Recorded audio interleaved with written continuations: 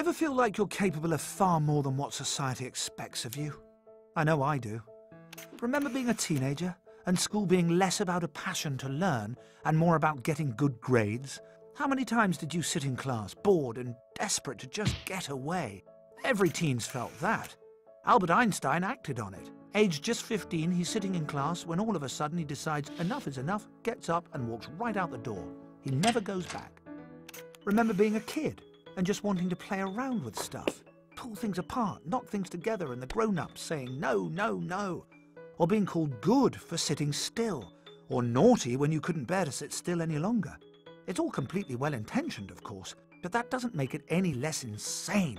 Because the fact is our capacity to create and learn knows no bounds, and the latest research proves it. The invention of MRI scans only in the past 25 years has allowed scientists to see which parts of the brain are used by different kinds of thinking. We now know infinitely more than we did about how we learn and what makes up human intelligence. And it's extraordinary. So, want to know what you're really capable of? Let's start at the beginning. A baby's brain is amazing. It doesn't take 9 months to create. It's taken 7 million years and around 350,000 generations. All the skills, knowledge and talents cultivated by our ancestors are stored inside it.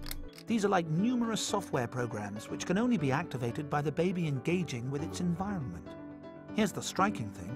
If not activated at the most appropriate time, they simply disappear. Take language. If a child doesn't hear language by around the age of 8, they may never learn to speak. So you can see just how important our interactions are. They ignite our dormant intelligence and they reinforce it too. There's something else. We've evolved to learn by looking at things from different perspectives and making connections between things. And we do that through play. So wouldn't it be amazing if we bore all this in mind when raising kids? Letting them play when they're little and when they're older too? Charles Darwin's teacher said he'd never amount to much because he spent too much time playing with insects. So let children play, because it's never just play. Of course it takes more time and energy to do this, but when you're deciding where to focus resources for kids' learning, you couldn't do better than focusing on pre-puberty. That's when we learn by copying the people around us.